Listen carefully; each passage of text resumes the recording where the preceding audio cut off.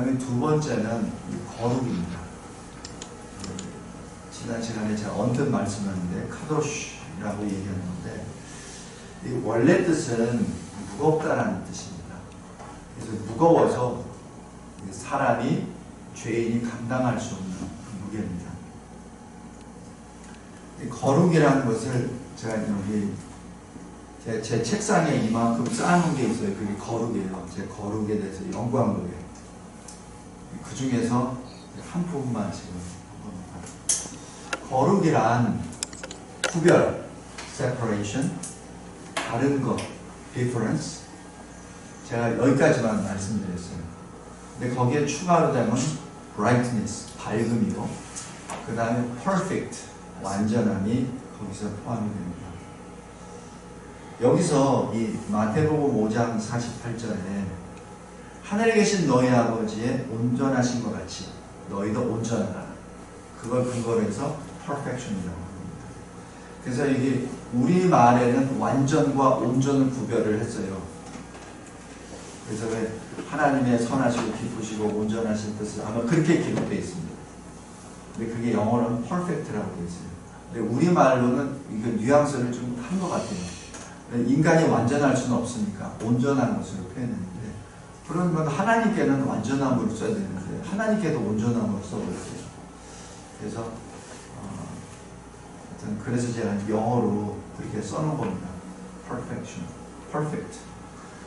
그래서 이게 perfect와 거룩이라는 말이 호환될 수 있다는 의미에서 그렇게 하는 겁니다.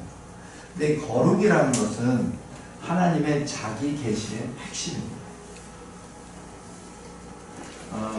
출애굽 19장 6절에 너희가 내게 대하여 제사장 나라가 되며 거룩한 백성이 되리라 하는 그 말씀을 통해서 거룩하신 하나님의 백성이 됐으니까 거룩한 백성이 되는 것이죠.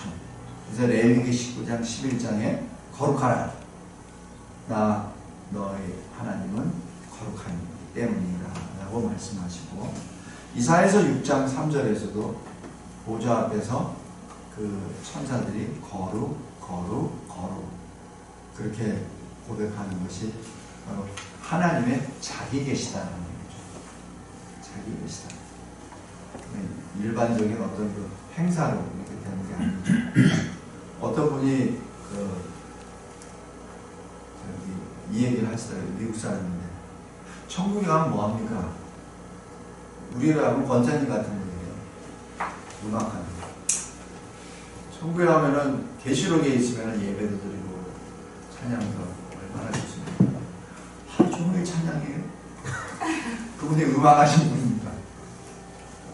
하루 종일 예배드리고 아이고 힘들 것 같아요 막 이러더라고요. 그래서 내가 그렇게 생각은 못했는데 당신들에게 맞긴 맞을 거라고. 그런데 그거는 그냥 단지 한 단면이지 우리가 그 상상 이상으로 하는 건 아니겠어요. 그래도 천국 가면 이렇게 재미있지 않을 것 같아요. 말도 타고 수영도 하고 뭐 이래야 되는데 새하늘 새 땅에는 바다가 없고 물이 없고 그렇잖아요. 그분들이 성경을 많이 연구한 분이에요. 참 열심히 봤는데 그건 천국 가서 알겠는데 그렇게 보는 거와는 다르겠죠. 그렇게 하는데 문제는 이 거룩이라는 그것을 하나님이 계시하셨다는 얘기입니다. 보여주신 것이죠. 나타내 주신 것이죠. 왜 거룩하라 라는 말씀을 하시겠습니까? 여기 시편 89편 7절에 보면 하나님은 거룩한 자의 모임 가운데서 매우 무서워할 이시오며 라고 그렇게 말합니다.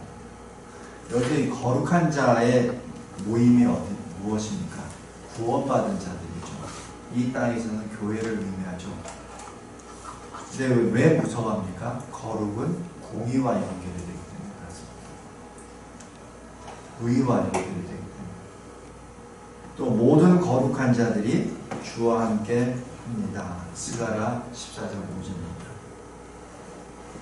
그것 때문에 창세기 3장 8절에 하나님께서 오실 때 아담이 숨어버립니다.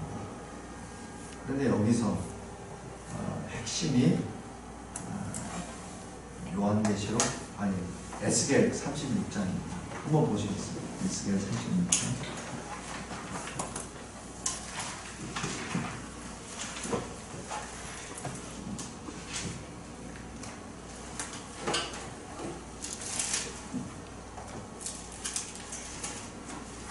에스겔 36장 22절 보면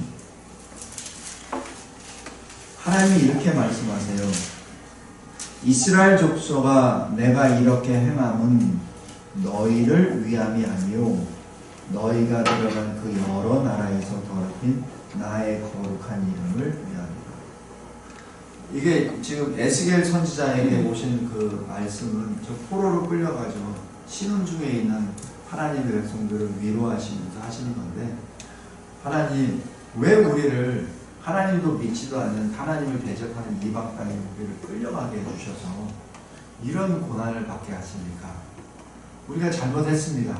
아니 잘못했다고 하더라도 그래도 그렇지 어떻게 믿지 않는 나라에 끌려가서 이 조건 없이 그냥 이렇게 살게 해야 됩니까? 좀 너무하지 않습니까? 아마 그렇게 탄식할 수 있겠죠.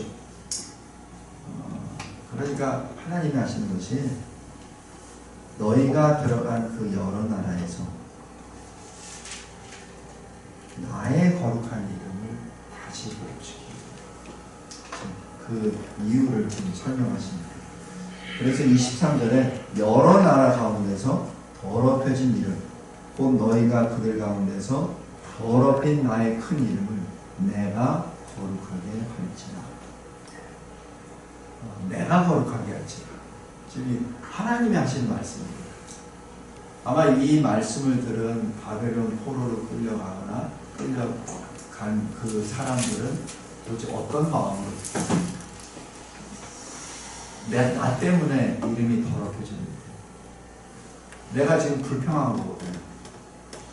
불평한 가운데 하나님이 말씀하세요. 더럽혀진 것은 네가 더럽혀진 거 아니야. 내 이름이 더럽혀진 거야. 내가 거룩하게 내가 거룩하게 아니라 그 말씀을 쭉 하십니다. 근데 그 말씀을 할 때 구체적으로 24절에 내가 너희를 여러 나라 가운데서 인도하여내고 여러 민족 가운데서 모아 데리고 고국 땅으로 들어가서 25절 맑은 물을 너희에게 뿌려서 너희로 정결하게 하되 더러운 것과 모든 우상 숭배 너를 정결하게 할 것이다 라고 해서 이 정결케 하겠다고 하나님이 먼저 약속하십니다. 그 다음에 어떻게 해요? 26절에 새 영을 너희에게 주겠다. 새 마음을 너희에게 주겠다. 그리고 너의 그 굳은 마음을 제거하겠다. 여기서 마음이라고 되어 있는데 이 마음은 심장을 말합니다. 그러니까 히브리어 말로는 그대로 심장입니다. 그 얘기는 뭐예요? 돌 같은 굳은 심장을 떼내고 뛰는 부드러운 심장을 넣어주겠다는 얘기죠. 그러니까 심장 수술 하시겠다는 거예요. 심장 수술을 누가 해요? 아무리 뛰어난 의사도 못하죠. 뛰는 심장 갖다 놓고 내 돌 같은 심장을 내 속에서 딸라낼 때 내가 의사예요? 마취까지 다 했다고 봐. 안 아프게. 준비됐어. 어떻게 뛰어요? 자르는 순간 나는 가버리잖아요. 이걸 연결할 수가 없어요. 이건 절대 하나님의 주권입니다. 불가항력적 은혜입니다. 하나님의 구원의 역사입니다. 그래서 이게 네가 지금 신음하고 있는데 그건 내 이름이 더럽혀져서 그런 것이고 내 이름을 다시 거룩하게 하는 것은 너희들이 할 수 있는 일이 아니야. 너희들이 할 수 있는 일이 아니야. 하나님만이 할 수 있는 일이야. 이것이 아까 했었던 안올 때 위로부터 다시 태어난 그 말하고 그대로 연결됩니다. 그래서 성경 해석을 할 때 제가 계속 신약과 구약을 계속 왔다 갔다 하는 이유가 지금 그거를 지금 제가 본을 보여드리는 겁니다. 그렇죠. 이 패턴이 그래서 이 새 심장을 넣어주겠다는 얘기죠. 부드러운 심장, 뛰는 심장. 그 결과가 뭐냐면 여기 27절입니다. 내 율례를 행하게 하리. 그죠? 그러니까 내가 하나님의 말씀에 순종 못한다는 얘기는 뭐예요? 내 심장이 돌이 되어서 그런 거예요. 우리 자기 영적 상태에 대해서 솔직해야 돼요. 남이 잘못한 것은 칼같이 표현해요. 비판도 하고 너는 뭐가 잘못했고 너는 뭐가 잘못했고 너 요한계시록 어딜 봐. 이 지적은 잘해. 근데 정작 내 문제에 대해서는 왜 이렇게 관대한지 몰라. 그럴 수도 있지. 이렇게 아니거든요. 근데 우리가 하나님의 말씀에 순종하지 않는다는 이유, 내 심장이 뛰지 않기 때문에, 내 심장이 부드러운 심장이 돼서 뛴다는 하나님의 말씀에 순종할 수 없다고, 할 수밖에 없다는 존재임을 여기서 가르쳐줍니다. 네가 진정으로 심장 수술이 제대로 됐느냐 확인하는 것, 말씀 순종을 하느냐, 그거 얘기합니다. 말씀 순종을 제대로 안 하느냐? 그럼 너 심장 수술 잘못된 거야. 돌심장에 돌심장, 동심장을 넣는 거야. 지금 그 얘기입니다.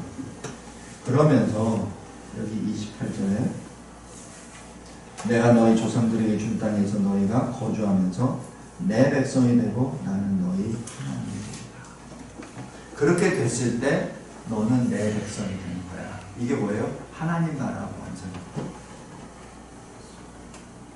그죠? 하나님 나라가 되려면 하나님이 계셔야 돼요. 백성이 있어야 되고 땅이 있어야 되는데, 그죠?